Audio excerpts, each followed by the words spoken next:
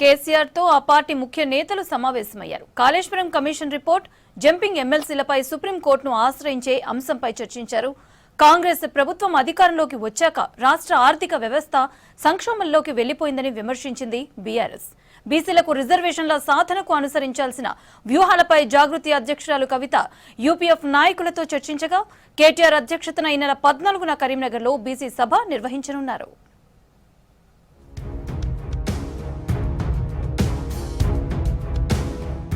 Erravalli farm house లో BRS అధినేత కేసీఆర్ తో హరీష్ రావు, కేటీఆర్, మాజీ ఎంపీ బోయిన్పల్లి వినోద్ రావు సమావేశమయ్యారు. కాళేశ్వరం కమిషన్ రిపోర్టుపై సుప్రీంకోర్టుకు వెళ్లే విషయంతో పాటు పార్టీ మారిన ఎమ్మెల్సీలపై కూడా న్యాయ పోరాటం చేసే అంశంపై చర్చించినట్లు తెలుస్తోంది.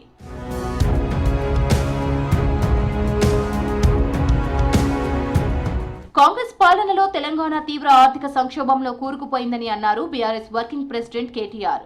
6 గ్యారంటీల అమలు సంగతేమో కానీ రాష్ట్ర ఆర్థిక వ్యవస్థను మాత్రం కాంగ్రెస్ ప్రభుత్వం గ్యారంటీగా కథం పట్టించిందని మండిపడ్డారు. కాగిచ్చిన తాజా నివేదికలోని అంశాలను ప్రస్తావించిన కేటీఆర్, కాంగ్రెస్ అధికారంలోకి వచ్చిన తరువాత తెలంగాణ ఆర్థిక పరిస్థితి పూర్తిగా దిగజారిందని ఆరోపించారు.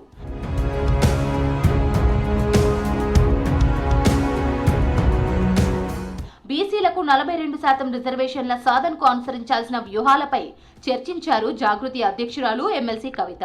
బంజారాహిల్స్ జాగృతి ఆఫీసులో యూపీఎఫ్ నాయకులతో సమావేశమయ్యారు. ప్రభుత్వం అసెంబ్లీలో ఆమోదించిన బిల్లులతో పాటు కేబినెట్ చేసిన చట్ట సవరణకు ఆర్డినెన్స్ తీసుకురావడం, కేంద్ర ప్రభుత్వం జాప్యం చేయడం వంటి అంశాలపై చర్చించారు.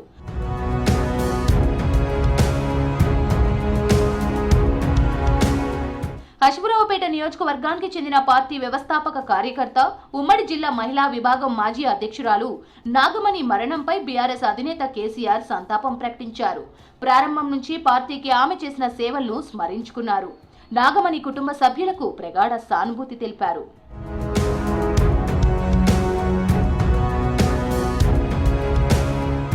ఆగస్టు 14న కరీంనగర్లో బీఆర్ఎస్ బీసీ సభ నిర్వహిస్తోంది. ఇందుకోసం భారీ ఏర్పాట్లు చేస్తున్నారు నేతలు. మీటింగ్కు హైదరాబాద్తో పాటు అన్ని జిల్లాల నుంచి జన సమీకరణ చేయాలని నిర్ణయించారు.